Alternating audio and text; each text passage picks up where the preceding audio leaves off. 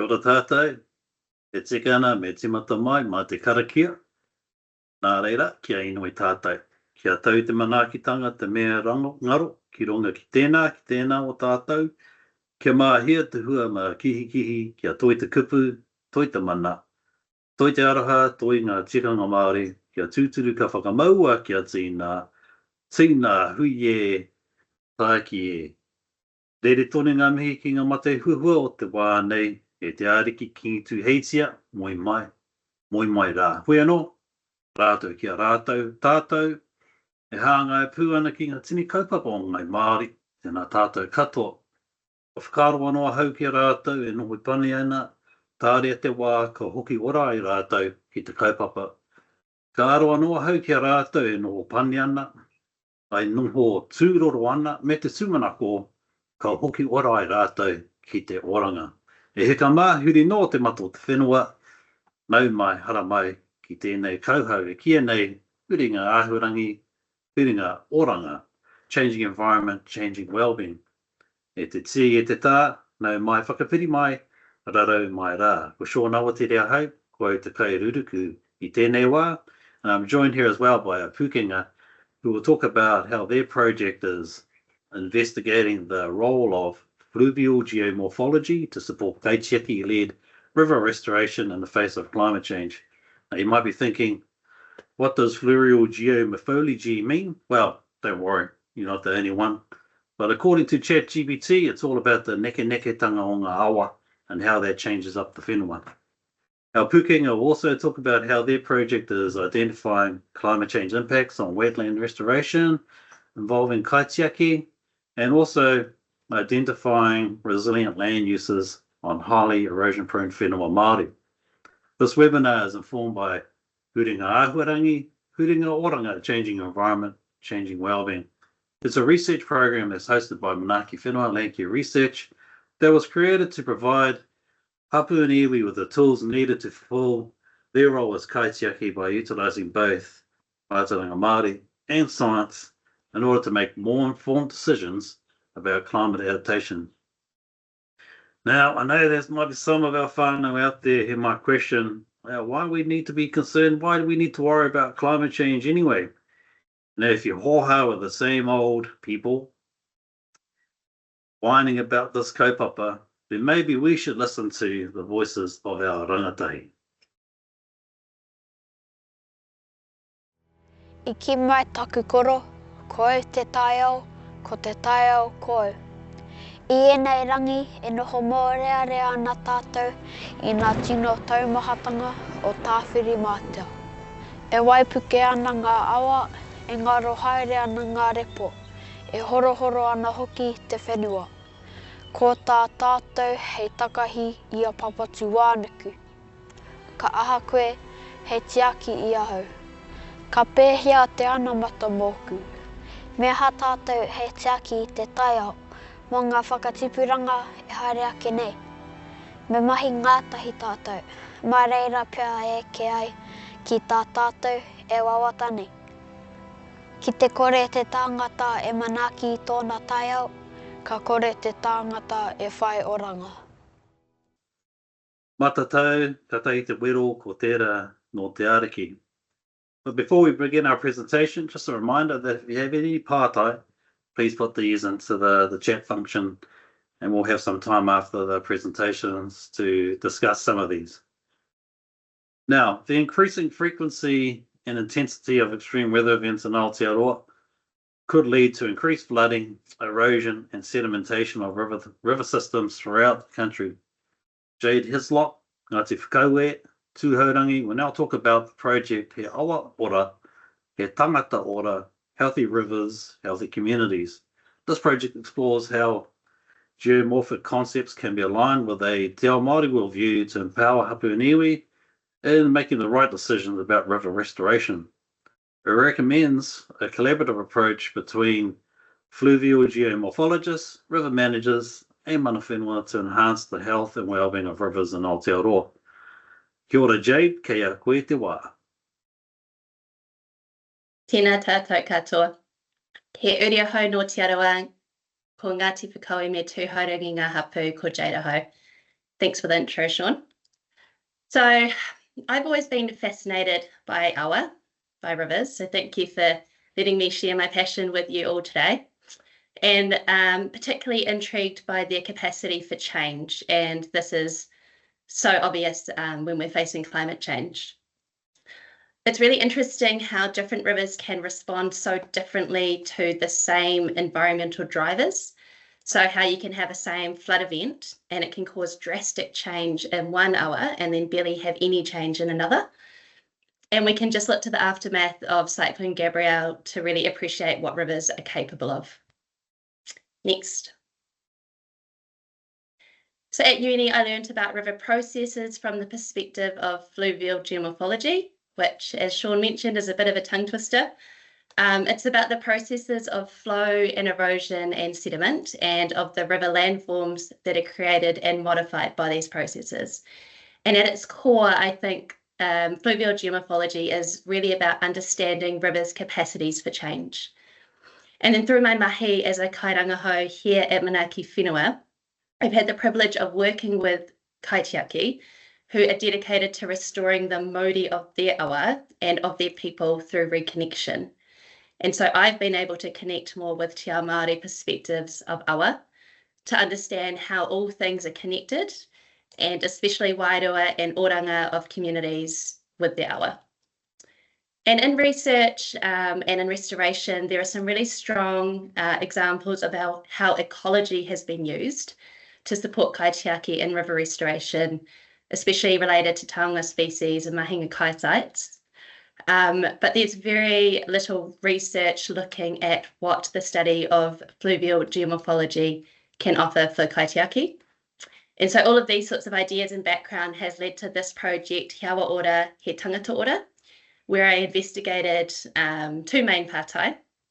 Firstly, whether the study of fluvial geomorphology is indeed relevant for kaitiaki, and then if it is, how we might frame it or use it and use the tools and concepts that it has to offer to best support Māori aspirations.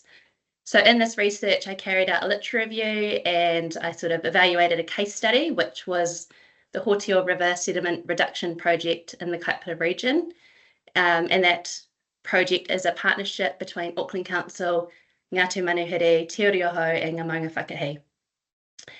And through this research, I identified a number of core concepts that are important for both geomorphic thinking and our Māori perspectives of river management. But I think one of the real critical components across both these philosophies is that they both tend to support natural river processes. And so this means a move away from kind of traditional overly engineered structures that restrict and limit rivers, and instead towards reconnecting river channels with their riparian margins, their floodplains. And one way of doing this is by giving rivers more space to flood. And if we can understand individual river processes, then we can think about what these different flooding scenarios might be and what we might expect, how the river might respond, impacts of sediment and erosion, and all of this can inform how we might choose to manage rivers into the future. And of course, this will involve difficult decisions around potentially, needing to modify land use or even manage retreat in some cases.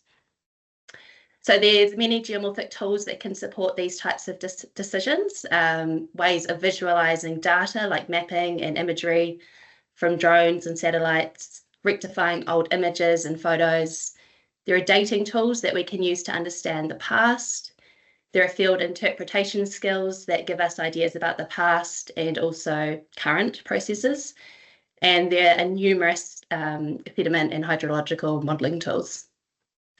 However, a really crucial, important part of developing and using these tools, which is often missing, is that we need to use them and develop them in ways that work for Māori and support kaitiaki aspirations. Next slide. And so I offer this conceptual diagram, which is really just like a thought sort of piece. It's a way to think about how we might frame these sort of geomorphic concepts and tools to ensure that they do inform kaitiaki aspirations. So the diagram captures science, geomorphology, and other related science disciplines within wider Māori worldview. And part of the reason is to make sure that the science is asking the right questions and is conducted in the right ways. And to do this clearly requires strong relationships between scientists and kaitiaki. It involves open conversations from the beginning. It can often involve humility and a level of open-mindedness, especially on behalf of scientists.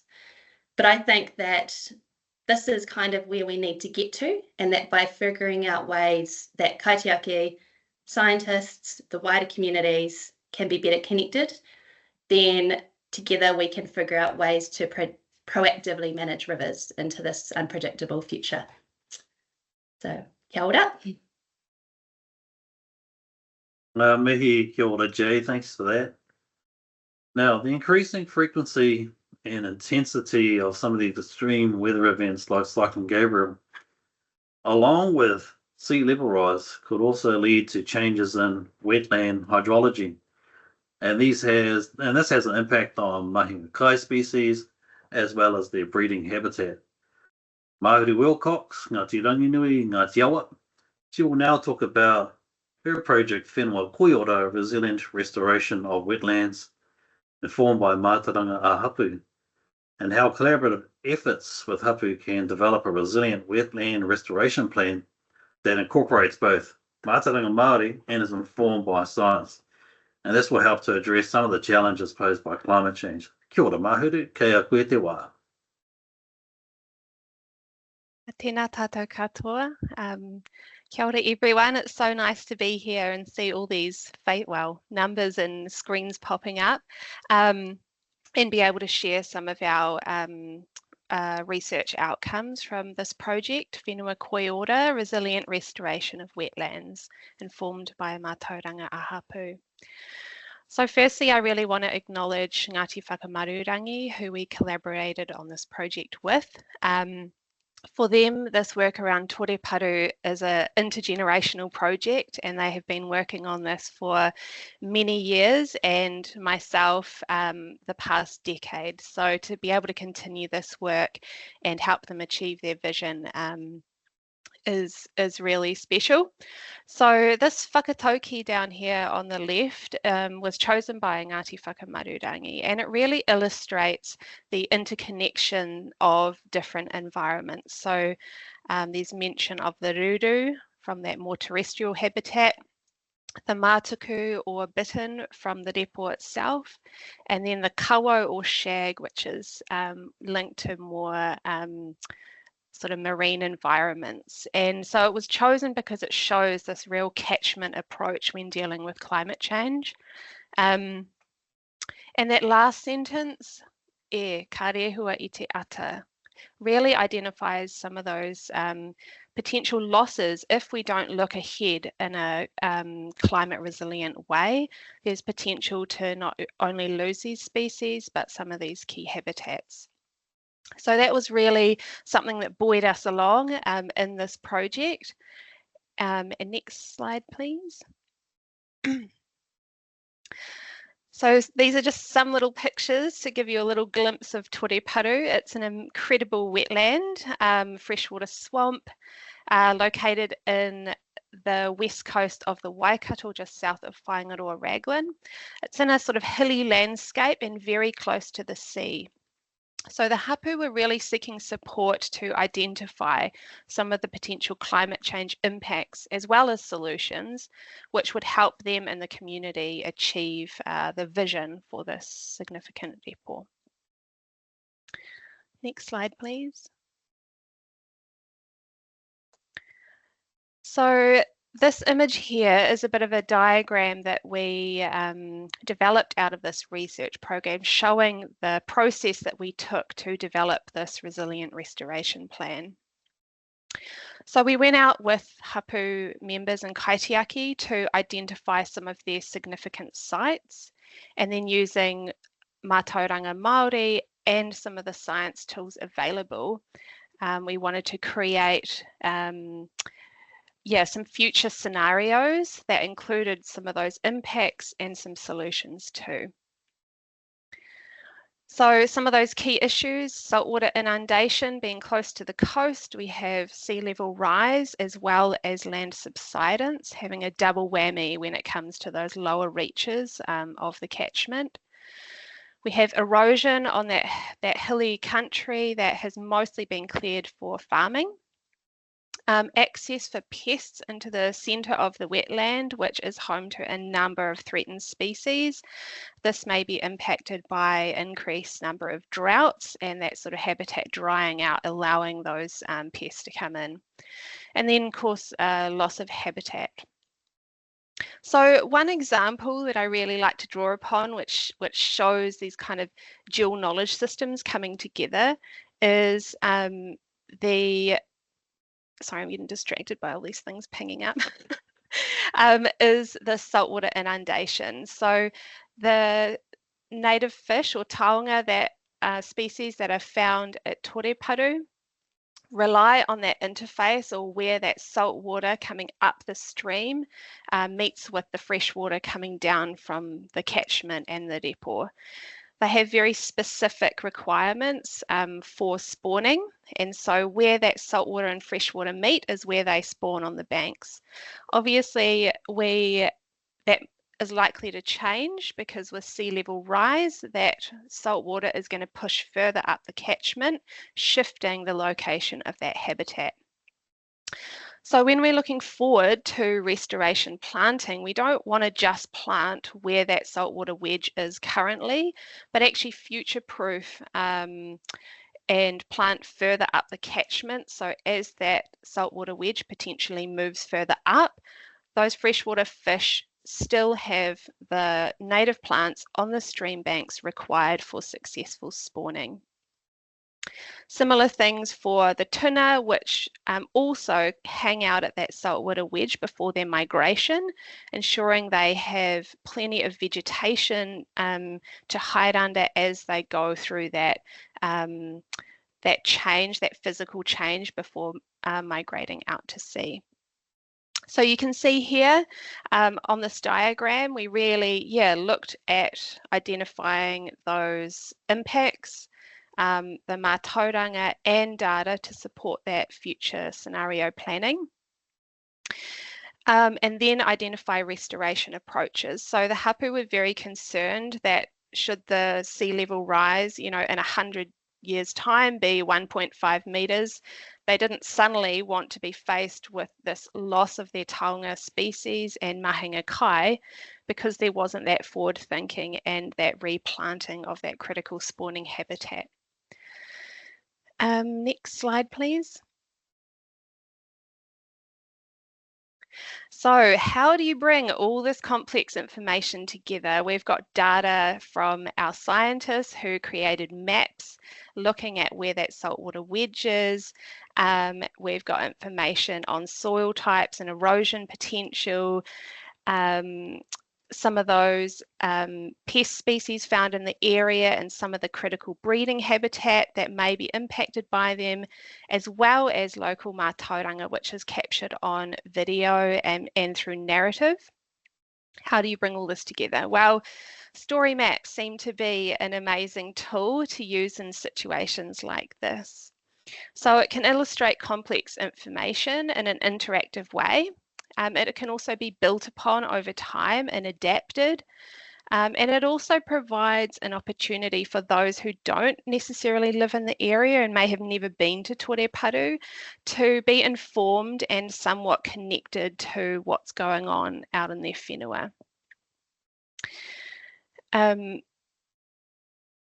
Oh, someone's just asked about the link. We will share that. And the whole story map is available for you to look at, as well as those infographics.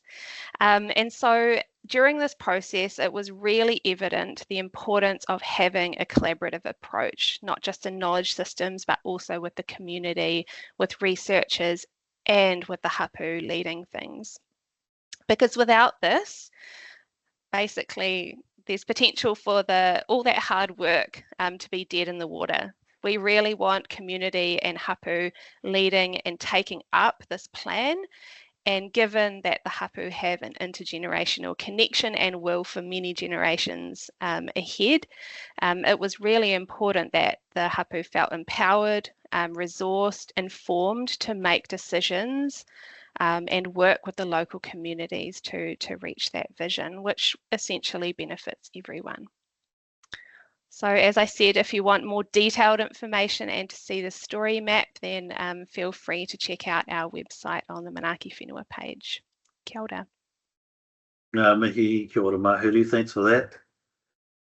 Now, more than 60% of whenua Māori, that's 60% of whenua Māori is in high, steep, hilly country areas. And this makes it very susceptible to intense storm events like in Gabriel and erosion.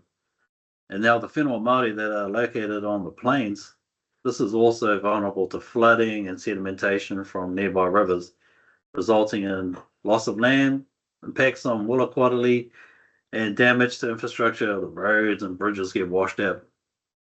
And this often leads to the isolation of vulnerable communities. Suzanne Lambie will now talk about the project He Ngāhere He Korowai, resilient land use strategies for whenua Māori, which is supporting resilient Māori landscapes for future generations. The research focuses on converting highly impacted, erosion-prone whenua Māori from exotic pines, from production forestry to natural regeneration of diverse native permanent forests. The natural transition pathway developed by the project provides landowners with tools to manage erodible whenua and transition to natural regeneration. Kia ora Suzanne, kei a koe te wā. Thanks, Sean. Kia ora tātou, ko Suzanne tōku ingoa. As Sean's just said, I'm leading He Ngāhere He Korowai. Next, please.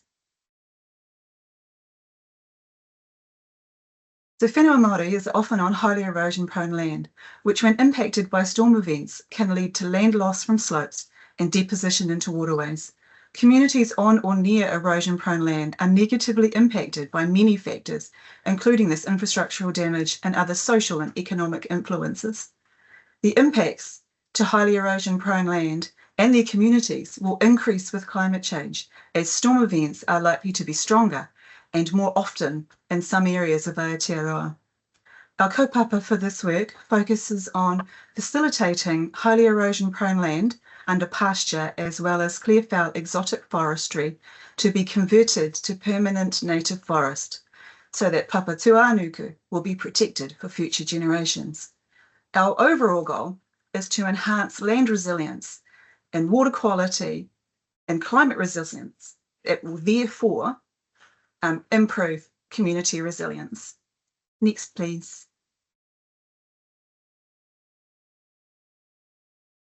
So I was extremely thankful to connect with mana whenua on highly impacted areas and some preliminary wānanga. We discussed the barriers and possible solutions for transition to resilient whenua Māori. I have grouped these barriers and solutions under three very broad categories: infrastructure, knowledge, and funding. And I've selected some examples here just to show you the kind of things that we talked about. If we look at the barriers, it could be unprofitable for pines to be harvested off some whenua Māori. So this is related to the distance from the port as well as roading construction costs.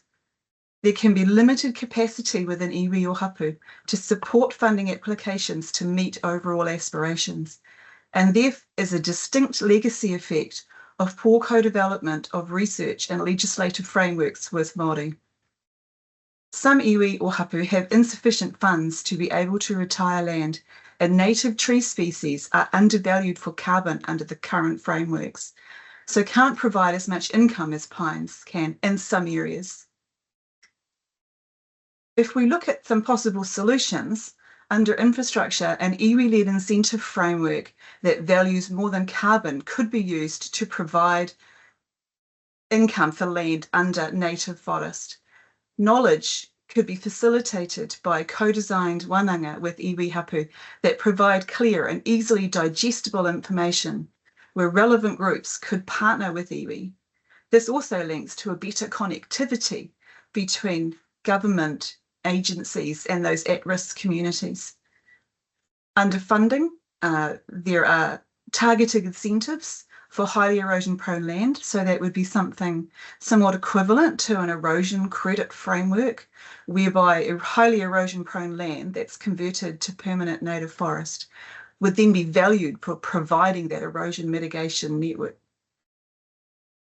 So biodiversity credits is another option, and there's also potential changes that could be made to existing funding frameworks to create more of a whole cycle approach to natural regeneration, so incorporating realistic funding support, which would include really practical on-the-ground stuff such as pest control and fencing, as well as supporting native species within those frameworks. Next, please. So because of the susceptibility of highly erosion-prone land after post-pine felling, so clear felling, we were sort of thinking on how to address this knowledge gap on these post-pine harvest landscapes. So as part of this, as this project kind of evolves, I have established a landowner network of folks undertaking natural regeneration across the country. So mostly these are in the North Island at the moment. Within these, we are working together to put together some vegetation survey plots and measuring what's there in these newly established forests, so we can see what's coming up, whether this is impacted by pests or weeds or other environmental circumstances. And we're also trying to get a handle on what this means for our carbon accumulation when the whenua goes from pine trees to natives, and how this can be supported within, say, the ETS system as it is now. So that's a very brief overview of Hena Here, and thank you for your time this morning. Tēnā koutou. Mihi, thanks, Suzanne. Now, we've got some time to address some crucial questions. We'll get to some of those questions in the chat as well. Got a couple of discussion points to go through first of all. And the first one is around this concept that scientists generally believe that they've got the solutions and the options for people to engage in to address some of those complex issues that we're facing. Everyone kind of thinks like that. As a researcher, as a scientist, believe that you got all the skills and tools and people need to listen to us.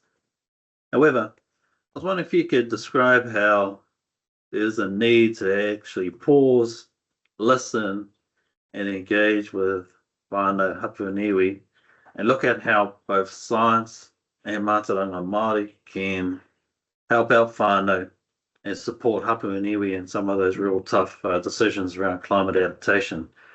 So I might fire this question over to Jade first up. Kia ora, Shaun. Yeah, it's a really important partai and it's got lots of dimensions. It's not a simple, straightforward answer, but I think what first pops into my mind is that science is often really elevated and valued, and it can be really useful, but the difficulty with applying science without any context is that many scientific and research proposals are often very narrow and very kind of one-dimensional. So in the case study that I've worked with in the Hotio up in the Kaipara region, sediment is the massive issue for the Kaipara moana, and sediment's a huge issue across many awa across Aotearoa. But by focusing on sediment alone, it misses out a huge context of what is important for mana whenua. And if you just focus on one singular science dimension, that's where we face huge issues with communication, because then you have scientists talking about something really technical and narrow, and then you have mana whenua who know that sediment is important, but don't think of sediment as sediment itself in a silo. So when, as mana whenua, we think of sediment as it connects to the entire awa system, also as it connects with people, and also how it connects with, you know, socio-political and also economic realities. So there's huge, multifaceted, complex kind of context that we need to think about these scientific questions to address the whole issue. Otherwise, we're just focusing on one tiny, tiny part of the problem. And in reality, that's not going to help us address what we need to address, especially with something so complicated as climate change. So while science is useful, if we can frame it in these bigger contexts that make it kind of relevant in the real world and applicable to people, then I think that's where we see the value of science. The other side of that is where mātauranga fits in, and that's going to be different for each hapu and iwi, and that's why these conversations around what science can do and what it can create need to happen from the beginning, so that hapu and iwi and whānau can have space to understand their mātauranga, what their mātauranga looks like, and depending on each different situation, there'll be different opportunities for how mātauranga and the science can align within this bigger context of what's important. So hopefully I didn't ramble, but I'll pass it on to someone else to go. Kia ora, Jade. Thanks for that. Likewise for you, Mahuru, with the mahi that you were doing in the repo, was really critical to explore how the knowledge of whānau of the repo informed some of the priorities that they wanted to probably invest in with respect to wetland restoration. I wonder if you could talk to how the whānau priorities and the mātauranga that they had, the ethical positions that they had, was utilised alongside some of the technical mapping and the ecology work that you guys were involved with. Thanks, Shaun. And I really tautoko what Jade said around these relationships starting from the beginning, and that context is key. I really like to think of science as a tool, and there's, different tools within that science sort of approach. But really the drivers for implementing those tools need to be coming from mana whenua and local communities because of that whakapapa connection and that long-term investment and connection with their local taiao. So that's why we worked with the hapu first to identify some of their key sites and priorities, and then looked to the science to see what tools are out there to support that. There's intergenerational knowledge within the catchment from those whānau members that give this incredible context to what is actually happening on the ground. Models and things are great, but unless they're tested in situ, they may not always be relevant. So having that on the ground knowledge and intergenerational knowledge and history is so important for finding tools that are appropriate for that future vision. Cool, thank you for that, Mahuru. Now I'm just thinking about the whenua Māori kaupapa and the work that you did, Suzanne. What you did was probably bring some of your knowledge around ecology and look to figure out how that scientific knowledge can help support some of the aspirations and the priorities of some of the Māori landowners in Te Tai Rāwhiti. I was wondering if you're able to talk a bit further about that around some of the technical aspects of the ecology and settlement land use processes that you have and understand, and the conversations that you engage with landowners. Okay, thanks, Shaun. So looking specifically at the work we did near Ruatoria, so that was really about taking our knowledge around where erosion is on the land, and that is, again, that's model based, and I absolutely understand Mahuru's point of that may not fit, but taking that to the land and testing that on the land, I think, was a really important step, and it was incredibly valuable for me to see that, in real life, at real time. That was really great, and getting that direct connection with mana whenua as we stood on the land and talked about, their knowledge versus, my knowledge and that sort of stuff. And that's, for me, it was incredibly valuable, and I think for the process as a whole could really greatly inform it and make it a much stronger kaupapa with some really great outcomes for whenua Māori. So that's kind of where I hope that this project will continue. As my journey is only just sort of starting in this kaupapa. So, and my connection with mana whenua is somewhat limited at this stage, but always happy to carry on that journey. Kia ora, thank you, Suzanne. Great kōrero, great discussion going on in the chat there around the ecological modelling.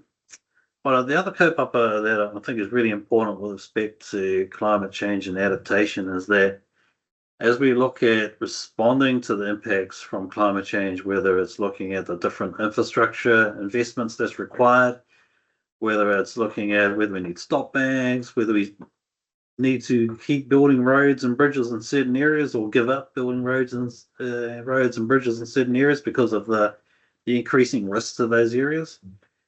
I feel that within the current environment, the discussions are going to be led by engineers, which is worrisome because engineers have a particular framing that is not necessarily in sync or gels with other worldviews. So I wonder if our panel members could talk about how local engagement with whānau and hapu and iwi is really critical and crucial to understand how a hapu and iwi needs for resilience in the face of a changing climate. So over to you, Jade, to address this kaupapa first. Kia ora, Shaun. I guess I'd like to start with a bit of hope, is that I do think there is some change and movement towards understanding awa and coastal. I guess I know more about awa, but just in terms of the need for them to have more space, and that might mean, you know, retreat. It might mean retiring farms along riparian margins, or at least understanding where rivers are likely to flood. And I guess in some ways that there's only so much we can do to totally stop them from flooding, and that some engineered structures, when put in the wrong place, will lead to further destruction and devastation. There probably will, you know, there's always space for engineering solutions. I'm not saying they're totally out the window, because there are times where that balance between what needs to be protected infrastructure-wise might win out, you know, in those decisions. But I think, yeah, there's more and more understanding and thought and respect for how our futures might work differently away from engineered solutions.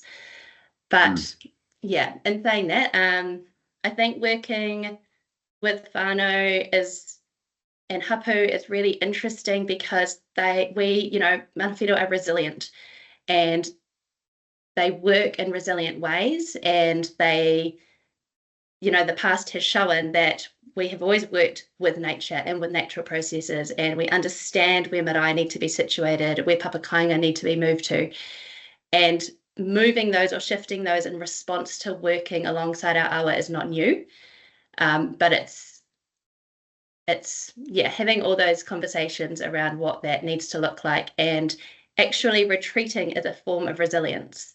Allowing or enabling rivers space is a form of resilience, because if we can allow for the impacts of flooding that are to be expected, then that's a form of resilience. Different land uses, different ways that we can work with the systems of change that we know are coming, yeah, are all forms of resilience. But it's complicated, and it's having these discussions is really, really important. I think it's really important for hapu and whānau to be involved in those discussions when talking about climate adaptation or looking at community-led relocation, because especially when looking at the interactions between people and awa, I think the approach that Māori use with personifying awa as a tipuna means that it changes up the way that we interact with that awa. So sometimes our tipuna can be nice and caring and awhi and manaaki us, and that's good, and that's when we stay close to our tipuna when they're like that. But sometimes they're in a mood where they're growly, or they might throw a jandal at you or something like that, and so you need to kind of move away from those different types of ecosystems when they're in that mood. So it's about being flexible and responsive to those different changing environmental factors. I think when we have hard infrastructure, concrete roads, bridges, it means that we're kind of fixed into that boat, and we come into it with that frame of mind of having to control the environment rather than working with it through nature's-based solutions, for example. And just segueing over to you, Mahuru, so in terms of wetland restoration, that's a nice way of looking at green infrastructure investment in order to be able to be a bit more resilient to some of those climate change impacts. Could you talk a bit more about how some of your whānau that you work with was really critical to get them on board the project in order to support the implementation of the project?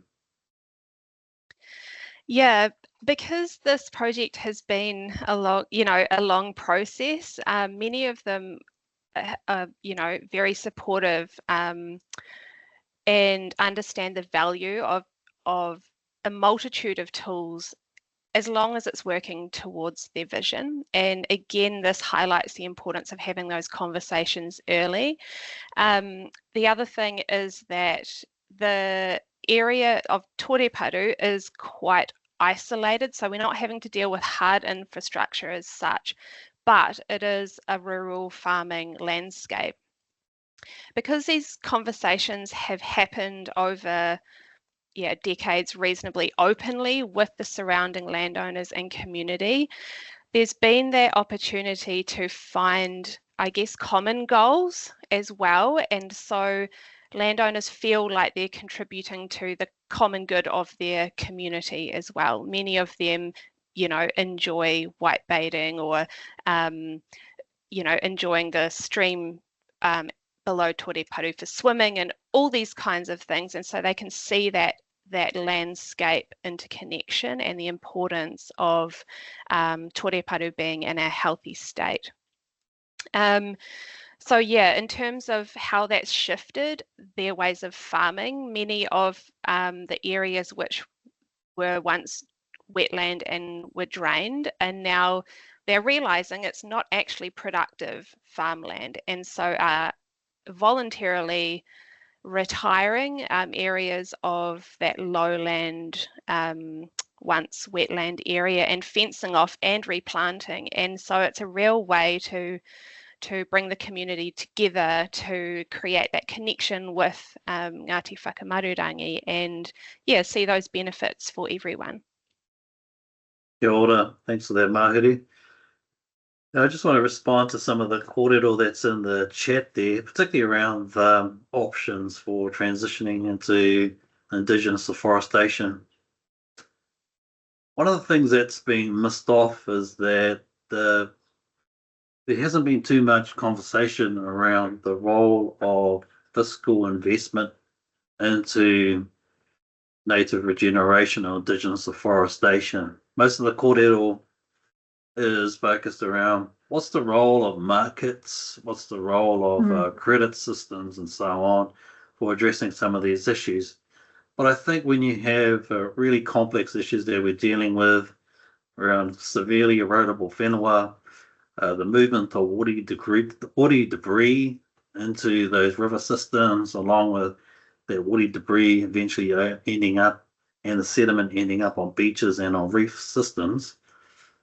And then you've got all the interactions between the different components and land uses within a catchment.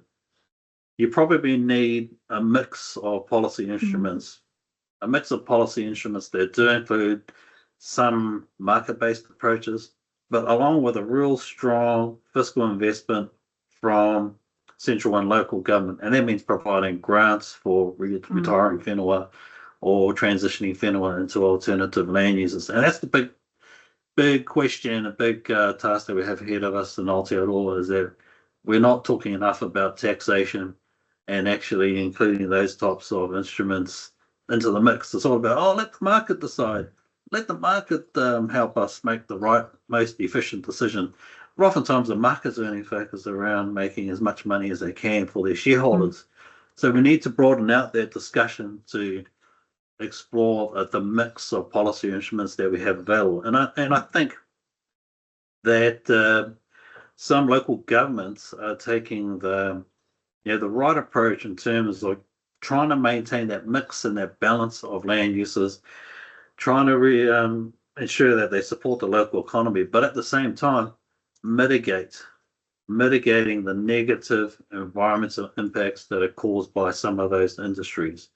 So I tautoko wholeheartedly the approaches that some local governments are utilising in terms of putting a pause on some practices, particularly around forestry, that are going to have negative impacts on the taiao, negative impacts on community, and negative impacts on future generations. So those types of decisions need to be taken into a balance, and they're really complex, and so that mix of tools is really required. So I wonder if I can get a bit of comment from yourself, Suzanne, given that you're very much in this area, and commenting on the conversation and kōrero within the chat with respect to the different policy instruments out there around Indigenous afforestation. Thanks, Shaun. To be honest, I haven't been keeping an eye on the chat because I found it too distracting. And there's so much going on in there. So just to kind of reflect on that, there is definitely a greater role that local government, particularly because they know the whenua usually better, I think, than central government, but not better than mana whenua. There is definite opportunities that they could be doing to really support that, and we definitely talked about that in our wānanga around the barriers and those potential solutions. But I do agree that there is, there's voluntary carbon markets, there's the ETS, there's all those things, but do they really, I mean, in silos, they're not going to work that well, but together, that potentially there is opportunities for New Zealand to really think about how we should be going in that. And I do think that that needs to be iwi-led, and I do think that that needs to have a diverse appreciation of the different values of different ecosystems within that, and not to be solely based around just carbon, even though that is the main emphasis for a lot of things. But there are some great funds out there. They are there, but they are somewhat restrictive. And again, Māori hasn't necessarily been involved in developing those frameworks, and it's sort of a one size doesn't fit all. And I think that's perhaps a good starting place, is to think about some of those existing funds and how they could be changed, working with iwi into something that is a better outlook for New Zealand. Definitely. Yeah. So I think I just want to point people towards the Parliamentary Commissioner for the Environment's recent report on land use change, and that's informed by a perspective that you probably need a catchment focus when dealing with issues such as water quality, biodiversity decline, and climate change. We are not ka tira e hikama, te ahone kua pau te wā, mo te hui nei engari, ki tōki nei whakaro, kua tuki pai ai tātou i ngā whāinga mo te hui nei. Ka tuku mihi anō ki tō tātou, kua hononga mai ki tēnei papaho, ia tau te rangi Māori e ki runga i a koutou katoa ko te tūmanako ia, pai haere e tōra, nō reira kia ino i tātou. Tui ai runga, tui ai raro, tui ai roto, tui ai waho. Tui ai te heringa tangata, ka ronga te pō, ka ronga te ao. Haumi e, hui e, tae ki e.